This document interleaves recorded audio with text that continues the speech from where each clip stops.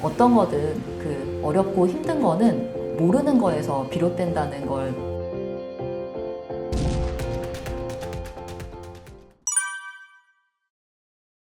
교육의 민족 구독자 여러분 안녕하세요. 저는 결국 나를 위한 자녀교육법이라는 책을 쓴 권일여 작가라고 합니다. 저는 초등학생, 저학년, 그리고 유치원생 두 아이를 키우고 있는 엄마이고요. 권일여 부모교육연구소라는 타이틀 아래 매일같이 육아와 교육에 대해 공부를 하고 경험을 쌓아가고 있는 사람입니다. 저는 부모 공부 없이 아이를 낳고 키우게 된 수많은 사람들 중 한 명이었습니다. 아이를 낳고 닥쳐온 육아 일상이 제 인생에 있어서 마치 쓰나미를 만난 것처럼 힘들게만 여겨졌던 때가 있었는데요. 그만큼 저 역시 육아가 어렵고 힘들게만 느껴졌었습니다.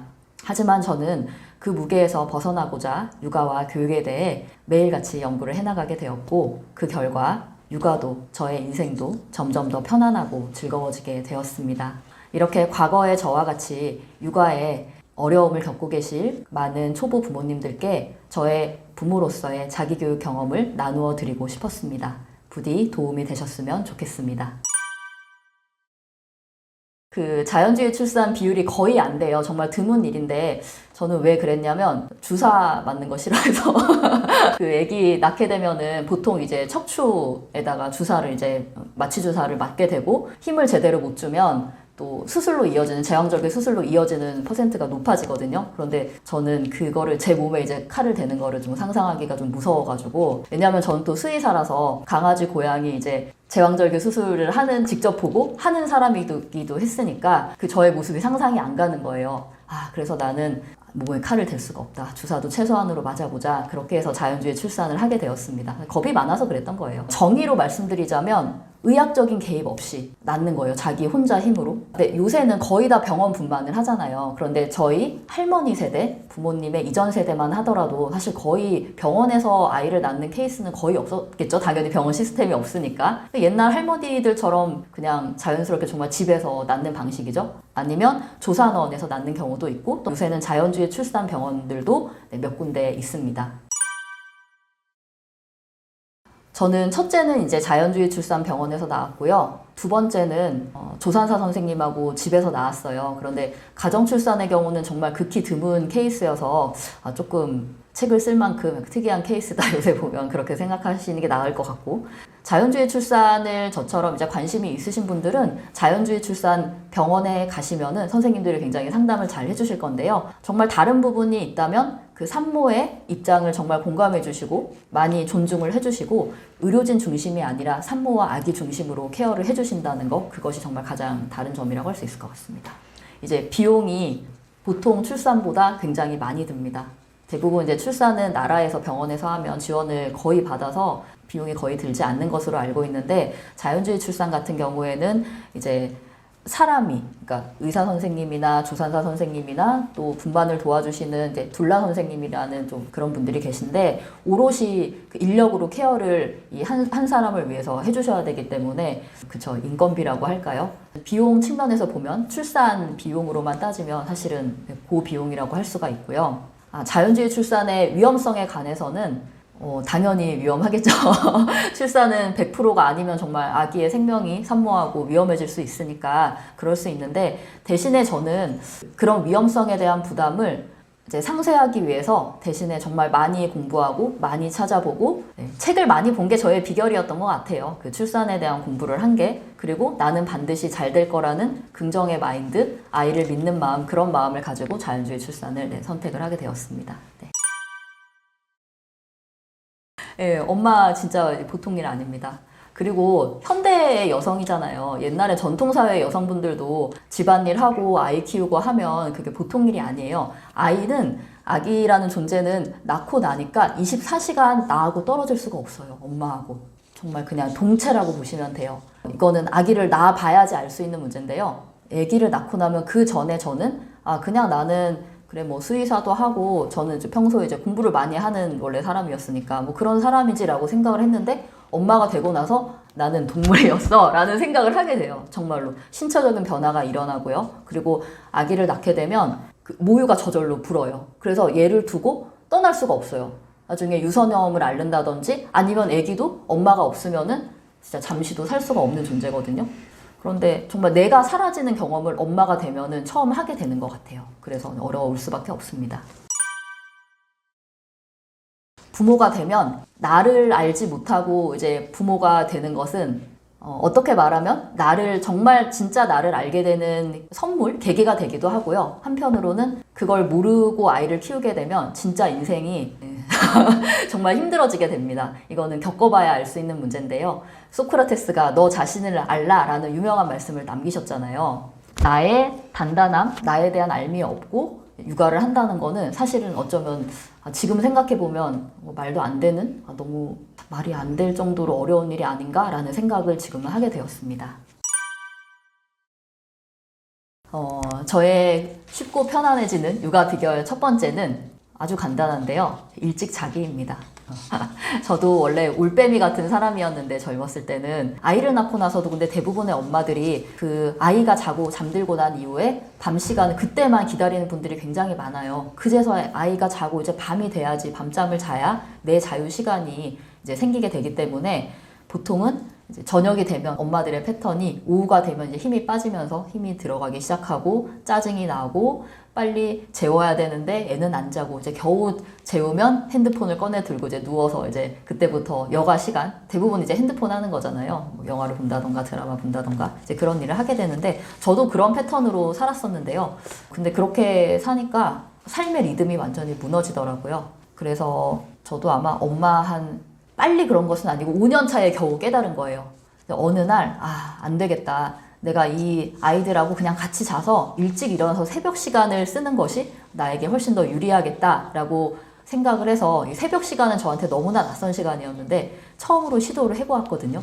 그런데 정말 그때만큼은 아무도 나를 부르는 사람도 없고 찾는 엄마 밥 달라는 사람도 없고 너무나 편안하고 또 다른 거는 정신이 너무 맑은 거예요. 저녁 시간에도 밤에도 혼자 있을 수는 있지만 정신이 맑지 않았는데 이제 새벽형 인간이 되다 보니까 아주 맑은 정신으로 좋은 시간들을 보낼 수 있게 되더라고요. 그래서 엄마들한테 아마 그렇게 다들 이제 젊은 시절의 삶의 패턴이 바뀌지 않는 분들이 대부분이기 때문에 그렇게 안 해보신 분들이 많으실 거예요. 그냥 아이와 같이 8시, 9시에 일찍 주무시고 일찍 일어나서 자기 시간 갖는 거 꼭 해보셨으면 좋겠습니다. 그리고 두 번째는 읽기에 관한 내용이에요. 독서죠. 사실 저도 작가이기도 하니까 독서는 또 아무리 강조를 해도 지나치지 않은 영역인데 제가 이것을 그 육아의 영역에서 말씀을 드리자면 어떤 거든 그 어렵고 힘든 거는 모르는 거에서 비롯된다는 걸 다시 한번 또 저도 깨닫게 됐습니다. 육아에 있어서도.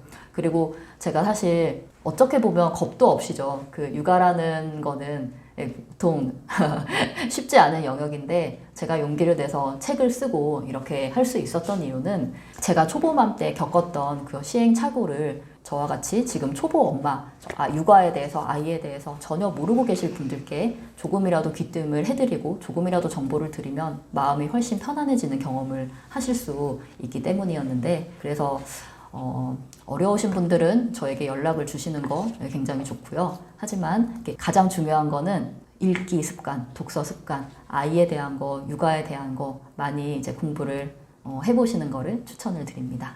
그리고 세 번째는 이제 글쓰기에 관한 것입니다. 그런데 사실 요새 같은 시대에 책을 읽는 것도 쉽지 않은 일인데 글쓰기를 한다는 거는 더욱 쉽지가 않은 일이에요. 연필을 잡는 것도 어색하게 느껴지실 수 있습니다. 그런데 제가 굉장히 엄마가 되고 또 한 번 저의 인생을 획기적으로 바꾸게 해주었던 계기는 이제 책을 낸 거, 이제 글쓰기를 한 거였는데요. 책 쓰기를 하니까 그전엔 이제 다른 사람을 통해서 이제 상담사를 통해서 이제 하소연했던 것들 그러면 다시 도돌이표로 돌아왔는데 제가 제 손으로 저에 대한 이야기를 쓰고 나니까 스스로 해결책이 제 안에서 이제 나오는 거를 제가 느끼게 되었어요. 쓰기가 그래도 좀 어렵다 하는 분들을 위해서 제가 생각한 건 감사일기 한 줄 쓰기인데요. 주무시기 전에 핸드폰에 한 줄로 오늘 아이가 빨리 잠들어서 감사했습니다. 이 정도라도 매일매일 반복해 보시면 어느덧 이제 쓰기가 이제 자연스러워지는 그런 경험을 하시게 될 거라 생각합니다.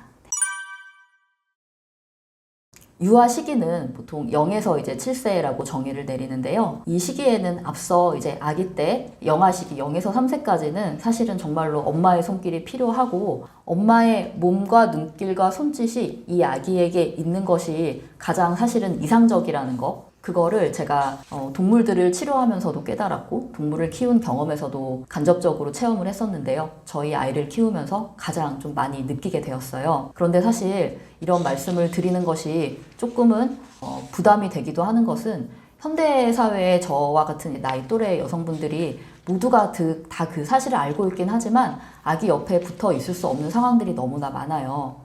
저도 사실은 수의사를 안 하고 아이들을 지금 돌보고 있는 것이 좀 드문 케이스죠. 그 정도로 드물다고 할 수는 있는데 그만큼 중요한 이유는 어린 시절, 그 시절은 무엇과도 바꿀 수 없는 신체도 형성되는 시기이고요. 정신도 형성이 되는 시기이기 때문에 정말 중요한 시기이기 때문입니다. 발도르프 교육은 1919년 오스트리아 사상가, 철학자, 교육자였던 루돌프 슈타이너라는 분에 의해서 만들어지게 되었습니다. 1919년에 독일에 처음 발도르프 학교가 생긴 이래로 100년이 넘은 역사를 가지고 있고요. 1996년에 유네스코에서 21세기의 가장 바람직한 교육 모델로 선정이 된 교육이기도 합니다. 발도르프 교육이 다른 교육과 다른 점은 사람을 보는 견해가 사람이 그냥 이런 신체만 가진 존재가 아니라 모든 사람은 정신적인 존재이고 모두가 존중을 받을 만한 깊은 존재라는 인식에서 차이가 있다고 생각을 합니다. 그리고 발도르프 교육의 목적은, 궁극의 목적은 성인이 되어서도 스스로 자기 교육을 해나가고 단단한 사람이 되는, 그리고 주체적인 사람이 되는데 이제 교육의 목적이 있습니다. 발도르프 유아교육의 기본 철학은 모방과 본보기라는 말로 이제 대표가 되는데요. 정말 아이들은 부모를 보면 그 아이를 알 수 있다는 말이 있잖아요. 그리고 어떤 아이들을 딱 보면 부모님을 몰라도 저기서 나타나면 우리가 딱 저분의 아이구나 하고 딱 알게 되는데 형태만 닮는 것이 아니라 모든 생활 습관이나 이런 것도 다 담게 되거든요. 모방과 본보기라는 뜻은 이 아이들은 발도르프 교육에서 이야기를 할 때 유아 아이들은 우리가 성인과 다르게 배울 때 다른 사람의 상을 그림처럼 흡수해가지고 그대로 이제 따라 하면서 배운다고 해요. 그것이 좀 다른 점인데 그래서 이제 발도르프 유아 교육에서 중요한 것이 모방과 본보기이기 때문에 가장 중요한 거는 어른의 본보기.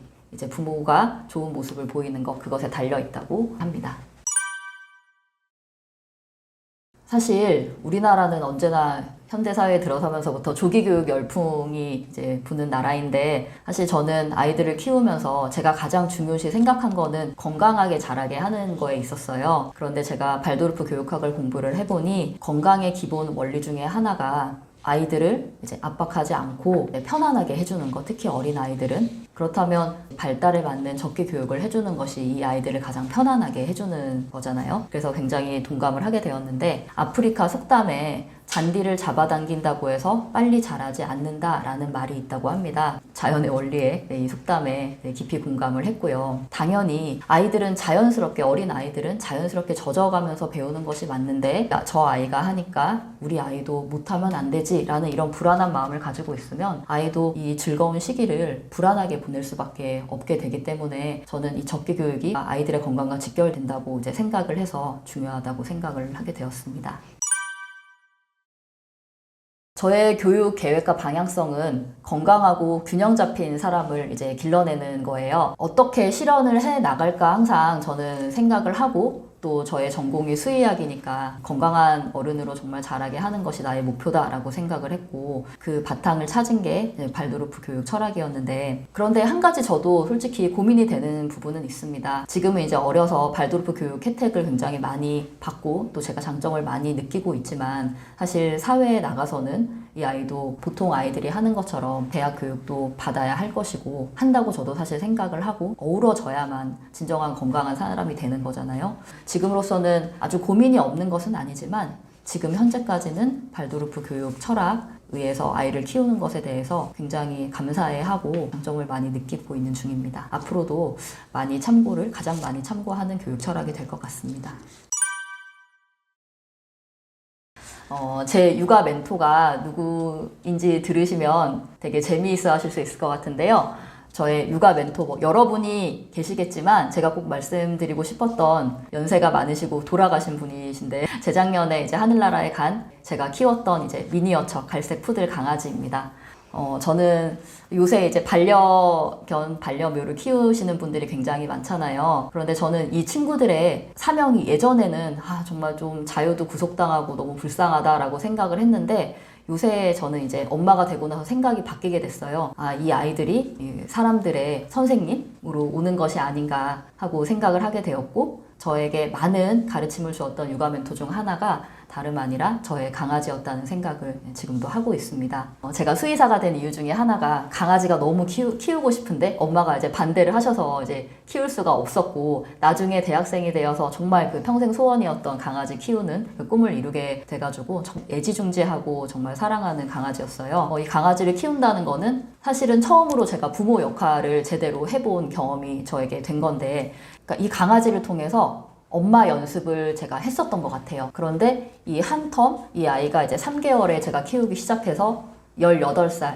장수한 편에 속하죠. 한 생을 누리고 저한테 이제 떠나간 건데 이 아이를 통해서 우리의 삶이 모두 유한한데 나중에 이렇게 시선에서 봤을 때 후회하지 않는 엄마가 되려면 어떻게 해야 하는가. 이 아이를 통해서 내가 배우고 깨달았던 것이 무엇인가 계속해서 이 강아지와의 경험을 통해서 아이 육아할 때 도움을 받고 있거든요. 그런 의미에서 저희 강아지가 가장 큰 저의 육아 멘토라고 생각을 하게 되었습니다. 한 가지 이제 예를 말씀드리자면 저의 강아지는 이제 배뇨 배변 실수 이거를 강아지들 때 되게 많이 하잖아요. 당연히 밖에서 원래 마음대로 이렇게 해야 되는데 딱 사람이 자리를 정해놓고 너는 여기에서만 해야 돼 하면 강아지가 당연히 사람도 아니고 사람도 실수하는지 잘 모르잖아요. 그런데 그런 실수를 인정하지 못하고 이제 많이 혼을 냈던 거죠.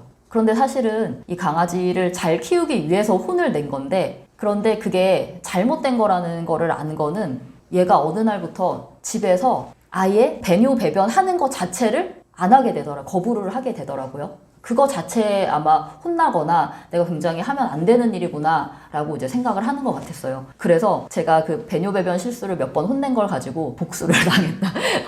복수를 받게 됐다고 해야 될까요? 저는 저희 강아지가 한 서너 살 된 이후부터 비가 오나 눈이 오나 바람이 부나 늘 강아지를 밖에 데리고 나가야만 얘가 응가를 하는 거예요. 죽을 때까지 그랬습니다. 이렇게 키우면 안 되는 거구나. 그리고 배뇨 배변이 제대로 안 되니까 아이가 스스로 자발 식욕도 별로 없었어요. 그래서 10살이 넘어가고 나선가부터는 제가 사료를 물에 타가지고 갈아서 억지로 숟가락으로 강제 급여를 하면서 얘를 키웠습니다. 그럴 때마다 너무 한탄스럽고 이렇게 키우면 안 되는 거구나. 내가 정말 내 못할 짓 했구나. 나중에 진짜 이렇게 키우면 생명한테 이렇게 대하면 안 된다라는 걸 진짜 뼈저리게 느끼는 계기가 되었습니다.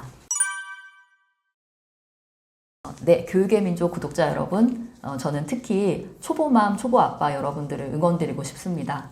어려움이 있으시면 저에게 연락 주시면 언제든 도와드릴 수 있고요. 그리고 항상 아이들과 즐겁고 행복하고 건강한 육아 하시길 바랍니다. 감사합니다.